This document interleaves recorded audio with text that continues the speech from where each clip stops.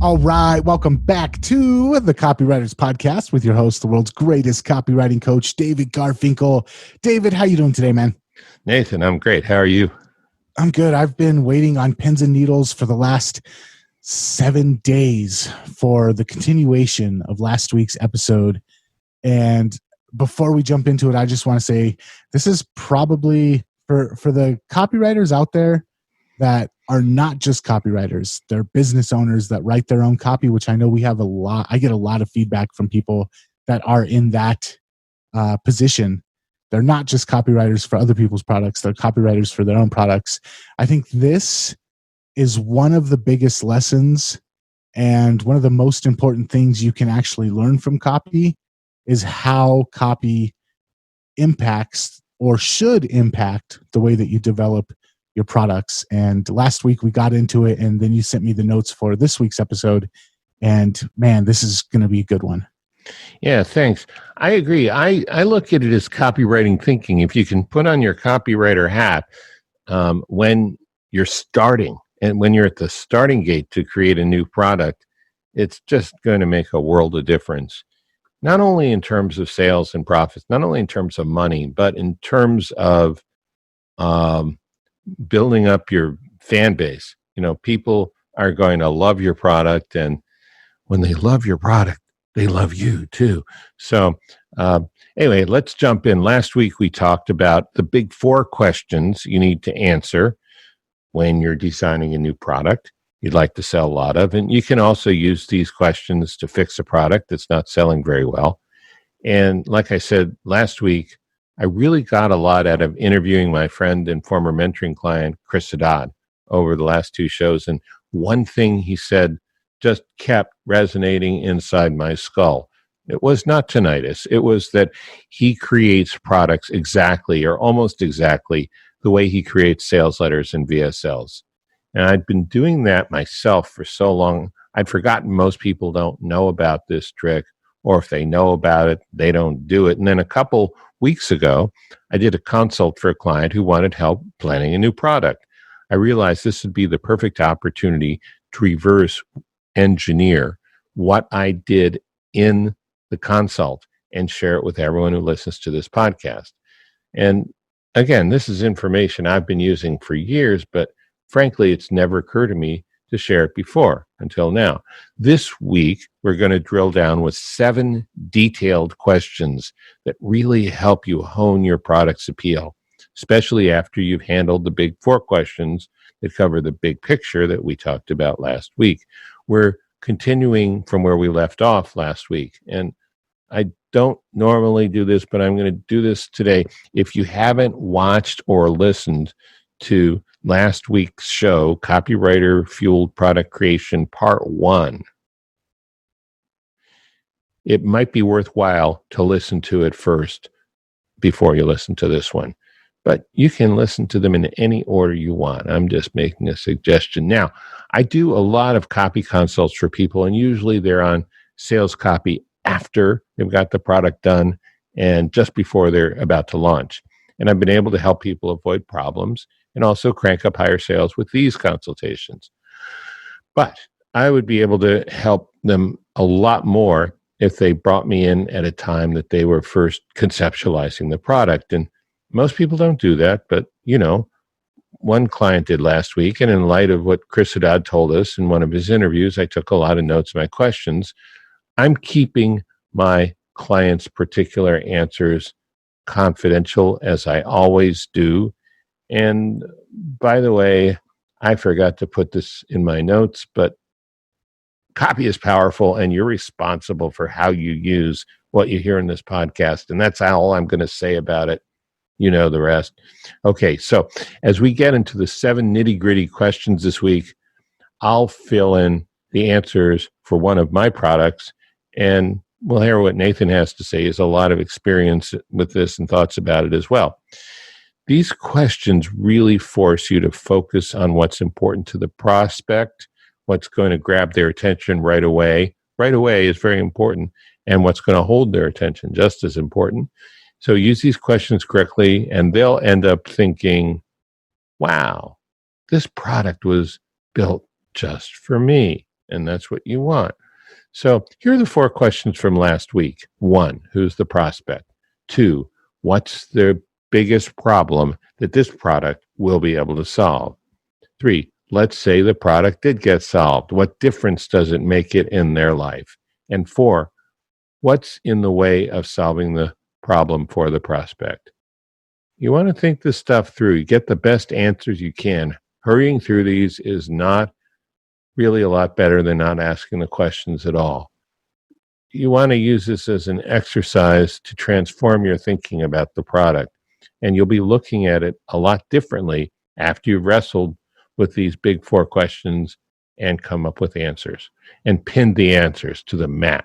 Now, it's time to drill down on the 7 detailed questions. Number 1, if you could only tell your prospect one thing, and that would get them to buy the product, and I mean just one thing, what would that one thing be? Now, I would take this question very seriously because it does a lot of things for you besides the obvious thing of giving you an answer. It actually helps you prioritize your benefits and maybe even prioritize the way you build the product. You should take this one seriously. Put yourself in the place where you get out of your own head and into your prospect's head and heart by focusing and concentrating to get that one thing that by itself would sell your product to your prospect. You may come up with something you hadn't planned originally in your product. Now that you've decided what this thing is, you'll do what it takes to make sure you can really say this about your product. By that, I mean, you may have to build in some new performances or features into your product. And I'm going to give you an example of an answer to each of these questions for a product that I actually created 17 years ago and has led to 6 or 7 figures of sales for me. But not this product, but what followed from it. But the product was originally called Killer Headlines, and now it's become a book called Advertising Headlines That Make You Rich. And for the original product, what would be the one thing you could tell people about it, people in the market, people who write copy, who write headlines, that would make them buy it? And the example would be, now you'll be able to write headlines that work quickly and easily. That might be enough. Maybe not for everybody, but for somebody. So, boy, you see how this works when you make that claim. Now you need to give them away 3 things: headlines that work, you'll be able to write them quickly, and you'll be able to write them easily. But it's just a short sentence. And, it took a lot of thinking to boil it down to that. I've run into this a lot with my clients, and I'm going to ask if you run into this as well, where I'm writing a piece of copy and I'm like, man, if I could just say this one thing, this sales letter would be so much more compelling. And I go to them and I say, can I say this? And they go, well, it doesn't actually do that, or we don't actually have something that would make that an honest statement. And then I'm like, why not change your product, add something so I can say this one thing, and we'll be able to sell a lot more. But not being a copywriter, a lot of times they don't realize, that one statement. So for me, that comes up with almost every client. There's always, not always, but almost always, there's a point where I'm writing and I'm like, man, I wish I could say this. And I go to them and I'm like, how difficult would it be to add something so that I can say, or to alter something so I can say this one thing? And then the whole page falls together and the product becomes that much more appealing. As you've been doing this a lot longer than me, how many times have you run into a situation similar to that? And then what's your ratio of clients being willing to make those adjustments? Yeah, that's a great question. So I'd say there's 3 types of clients. I've had some clients who are dream clients. They have created products that have everything. They're a small minority. Everything I need to sell them. I would say of the rest of the clients, it's about 50-50. Some of them will say, yeah, that's a good idea. I'm going to do that. And some of them will say, no, you don't understand, David. That's not really going to work. And so we don't. And we've had some good sales, but I'm convinced that if we had, added that one feature, which would have been ethical and possible to do, they would have sold a lot more. I bet it's something that copywriters run into pretty frequently. If I've ran into it and you've ran into it, I bet you probably every copywriter listening to this is like, yep, I know exactly what they're talking about. Oh yeah, I'm sure it's a common problem. I mean, as copywriters, we generally think different than content creators or experts or coaches or teachers. Yeah, so it's a common problem. All right, so let's go to the second drill down question.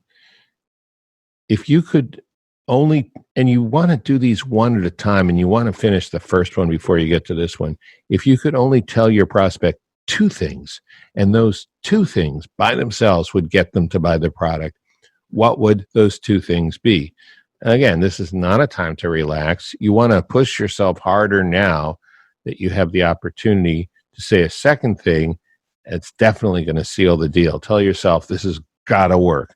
Your customer will thank you later when they find the same thing that you came up with for the answer here in the product they buy. So for killer headlines, here are the two things. You'll be able to write headlines that work quickly and easily, and you can double your sales from any ad without spending a penny more. It seems like this is going to be hard work. It seems like, at least mentally, exercise-wise, it seems like I want to create this product, and maybe coming up with the first promise is easy, but then coming up with a second promise, I bet people are going to have to spend a little bit more time figuring out what that second promise is going to be. Sure. It's hard, but in the process of doing that, you're coming up with all kinds of other things, which maybe you're rejecting for the top three, but you see what happens is you start generating ideas. Oh, I could do this to the product. I could add this. And, that's when the whole is greater than the sum of the parts. Mm-hmm. All right. So number 3, guess what? If you could only tell your prospect 3 things and those 3 things would get them to buy the product, what would the third thing be? And you can relax. This is the last time. Well, don't relax quite yet. This is the third thing combined with the last 2 that will practically force your prospect to buy solely through their desire to have your product. And when you think about best-selling products, this is how it's done. No, not everyone has followed the same method I'm laying out for you here, but everyone who has an immensely popular product put in solid effort early to get the same information you now have, what your product must have and must do for your prospect, for your customer, to become a big winner. So here's an example of the 3 things that by themselves would get a prospect to buy. 1, now you'll be able to write headlines that work quickly and easily. 2, you can double your sales from any ad without spending a penny more. 3, you can use these powerful headlines with confidence because each one comes from a tracked, tested, proven winner. Okay, number 4. And number 4 comes after you've really done the mental work to answer the first 4 questions plus the first 3 questions, the big picture questions and the 3 drill down questions. What's your big promise to the prospect for the product? Now, one thing I want to say is getting the concept clear here is more important than getting the exact wording right. If you know what your big promise is, you can figure out how to say it later, but you want to just get your thinking on that right track. So you take everything you've discovered in the big 4 questions before and the first 3 today.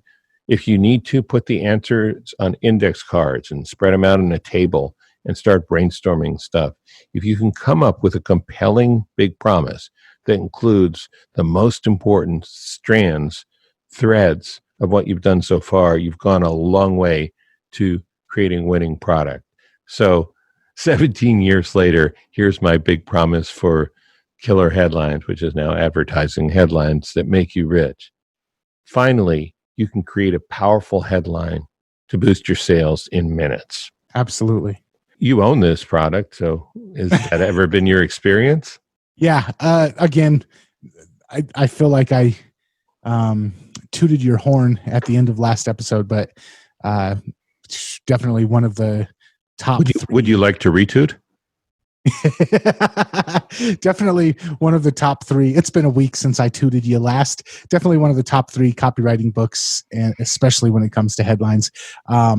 It just makes writing headlines easy, and it's not always that I have a problem coming up with a headline, but whenever I do, I just open the PDF or I open up the EPUB version of it, and I just go through it, and I'm like, oh, and then all of a sudden I'm bombarded with ideas. Yeah, very cool. Now we've got our big promise, and the next step is number 5. What's eating at this person? This person being your prospect. Originally, one individual who you had in question 1 in the big 4, way back, who's my prospect? And this is very personal. At some point in the buying process, imagine a nagging doubt or a fear that this person will have about your product. Maybe they don't think that they're smart enough deep down inside to succeed with your product. Maybe they think it'll be too hard to use. Maybe they think it's not really for a person like who they are. So do everything you can to figure it out. You don't have to solve it. You just need to state it at this point. Write it down the way they would say it. And here's an example for killer headlines, advertising headlines that make you rich. I'm not very good at writing headlines, and I'm not sure your product will help. Okay? That's number 5. Number 6 is, how can you convince them to overcome their biggest fear and try your product? So close your eyes and imagine that they are ready to buy, but they're on the fence, but this one big doubt or fear is keeping them from saying yes. What's the best thing you can say about your product that will ease their worries and help them move forward with the purchase? And, for the doubt and fear, I'm not very good at writing headlines, I'm not sure your product will help, we have anyone can use these templates. It doesn't require skill, talent, or experience. All you need to do is add a few words to a proven headline template. So this is going to be a little bit conceptual, but since we're mixing the thought process of copywriting and the thought process of product creation, I want to take it a step further and invite people to understand that sometimes the copywriting and the marketing can be part of the product. For a lot of the stuff that I'm selling, before they make the purchase, I'm giving them little pieces that help make the product more accessible to them. So a lot of my pre-selling is stuff that could actually be part of the product, but it primes them to buy the product. So if I know they are a newbie business owner, or they're thinking about starting a business, they've got an idea, and I sell a product that helps them with their marketing and their sales copy, but they're thinking, oh, I don't want to waste money. I hear that 95% of businesses fail. Startups are a hard thing to do. I don't understand how to pick my target market, all of these different things. I create pre-products that are part of my marketing that help them get past those, help them realize, oh, I do know how to start a successful business. I do know how to avoid the trap of being the 95 that fail. And it's something that could be part of the product, but instead I make it part of the marketing to help sell the product. So thinking not just about using copywriting to develop your product, but also thinking about how your products can be part of your marketing and your copywriting, and realizing that in this mindset, you're able to kind of intertwine the two. So it's not just copywriting can help your product, it's also putting parts of your product into your marketing can help sell it as well. Yeah, that's a really good point. And, people do that a lot these days with funnels, lead magnets, and and things like that, where they're giving away some content or they're including content as part of a sales letter. And if it's written from this knowledge that you develop in this process we've been going through today in the last podcast, it's going to move people closer to the sale. A lot of people think people who don't sell, think sales sort of works like this. All of a sudden, it's like binary. A, not sold, B, sold. But it's not. It's actually a process where you slowly move towards it. And, there may be a crescendo where all of a sudden you got to have it, or there may be an objection where you're stopped. But what you want to do in your marketing leading up to this is give people reasons to buy, help them move forward towards the actual purchase. And so what you're saying is really good. Yeah. So just to clarify, when we were talking about the promise that you could make earlier, well, if the client refuses to, or if you created the product already and there's no way to go back and change the product, but this one thing would help sell a lot more, maybe think about, how can I make that part of my marketing? That one objection, how can I make that part of my marketing? And now all of a sudden they're primed to buy. Absolutely. It gets you out of the box when you realize you can use what you come up with. But understand, it's not just copywriting. It's not just you're going to say some stuff. You're actually going to give them a sample, give them something they can use, some knowledge, some information, a tool, a process in the marketing. Yeah, so it blurs the traditional lines between copy and product, but that's okay. It'll actually help the customer, and it'll certainly help you and your client. And that's kind of what this whole episode is about anyways. It is, although it's not what I was thinking of at the time, but it really is. You're absolutely right. So the seventh detail you want to drill down on is, what's your unique way of delivering this solution? And you could call this your mechanism. See if you can identify or create something new and different in the way that the product will work compared to other products. Yes, if you create a unique way the product will work, it will cause more work on your part when you're putting the product together. I mean, I want to be completely open about that. But once you pull this off, your potential for profit becomes almost unlimited. So here's the example for the unique way, the mechanism for killer headlines, and which became the book Advertising Headlines That Make You Rich. These headlines are based on proven winners and give you a quick, easy way to create the perfect headline for your copy in a matter of minutes. That sets it apart, I think. Okay, before I do a recap, any other thoughts? I want to dig on this one a little bit and just get your thoughts. I can see that a unique way of delivering it might add some excitement to something. It might, especially if you're in a field where there's already people out there providing a similar solution. We're so used to getting this way, and now there's this new and exciting way to get it. But also at the same time, I wonder about the flip side, which is, well, I'm so used to getting it this way, I don't want to rock the boat. I don't want to do something that I'm uncomfortable with. I guess, just what are your thoughts on the cost and the benefit of number 7, the unique way of delivering the solution? Yeah, a good point. And I guess my thoughts are, don't go overboard. The old chestnut of familiar yet different. You don't want to make it. It wasn't like if I had said, okay, now you need to go out to California's gold country with a divining rod, and when the rod finds a nugget of gold, that's when you know the headline will pop into your mind, right? No, I mean, that's too weird. But, the way people used to write headlines was they would hand copy other headlines, for days at a time. And somehow that was supposed to magically make their right hand and their fingers better at writing headlines. And there is some, value to it, because you start to understand the rhythm and the way the words go together. But this is this is a much easier way of just copying a headline out of a book and adding a couple of words. So in some ways it's similar, but it had a different mechanism, and it also gave people some understanding of the context. So yeah, don't go overboard, but don't be too timid either.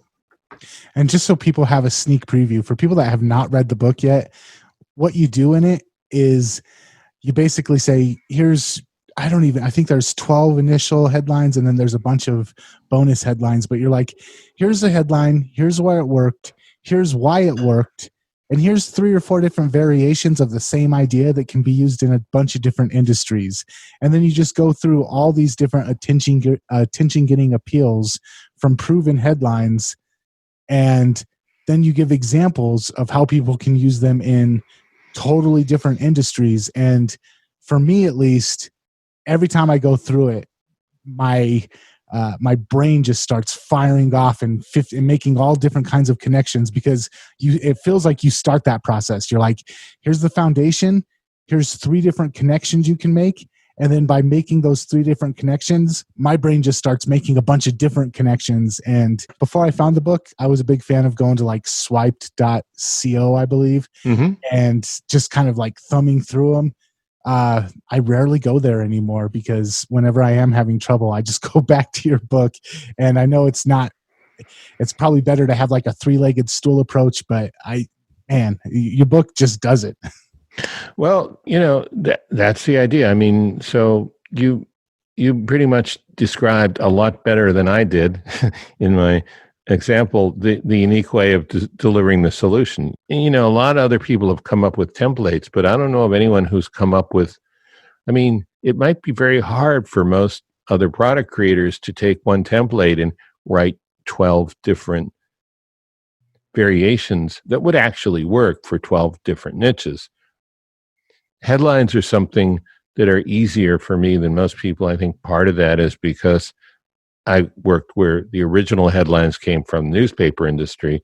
Now, I was only on one newspaper for a year, but I worked in magazines for a long time. And I worked on newspaper in college, and I worked on newspaper in high school. And I went to Pontiac, Michigan when I was 14 to work on a student summer journalism camp. So I've been doing this a long time. It's kind of in my blood.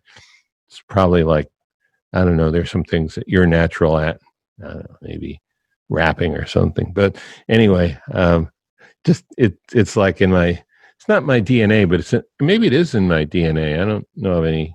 I think it is in your DNA. So Probably. Before we're out of here, let's do a real quick recap on the lessons that you went over this week. Okay. You want to go through these 7 questions. What's one thing alone that would make them want to buy your product? The best, the strongest thing. Number 2, if you could only mention 2 things and it had to work, what would the second one be? And what's the third thing if you could only mention 3 things? Number 4, what's your big promise? And here, concept is more important than exact wording at this point. Eventually, you want to get to that, but that's a little down the road. Number 5, what's eating at your prospect? Number 6, how do you convince them to overcome their biggest fear? And number 7, what's your unique way of delivering the solution? Nice. Mechanism. So real quick before we're out of here, especially with the first 3 or 4 of these, I'm reminded of the old infomercials with the knife where they're like, promise number 1, it slices, it dices, it makes French fries in 4 different sizes. Promise number 2, you can cut through a tin can and it still cuts through a tomato. Promise number 3, you can run it through the dishwasher and it'll be fine. And number 4, the big promise, the concept is this will be the last knife you ever have to buy. Sounds like you've memorized the knife infomercial. Yeah, I used to love I loved that infomercial. Anyways, this is time-tested stuff, and it works in infomercials. It works and I'm betting when they created these products, they probably went about it in a very similar method to what we went through today, which was how do we use direct response marketing, direct response copywriting to create a product that will be easy to sell on an infomercial. I'm sure they did. I mean, everyone has their own quirks and twists and turns, and in the exact way they do it, but it's the same mental process. It's same basic focus. I mean, each hen lays an egg her own particular way, but they're all basically doing the same thing. Nice. All right, David, another fantastic episode. If people want to check out more, head on over to the Copywriters Podcast website, which is at copywriterspodcast.com. And anything else before we're out of here? Yeah, I've heard a rumor that you got a motorcycle for your birthday. Want to tell us about it? I did buy a motorcycle. I'm going through my midlife crisis. And if the show comes to a sudden stop, RIP to me for a motorcycle accident, but I'll do my best to drive safe out there. Oh, I'm sure you'll be okay. What kind of bike did you get? I got a Honda Shadow, and it's because I want to look like a tough guy biker when I'm riding down the road. So, but it's fun, man. I've always been a fan of bicycles and motorcycles, and I've been having a blast the last couple of weeks. Okay, so here's a PSA to the motorists of Colorado. If you see a guy with Mutant Ninja Turtle tattoos on his arm riding a Honda Shadow, you'll know who it is. Awesome. David, again, a fantastic episode, man, and we will catch you next time. Cool. Catch you next time.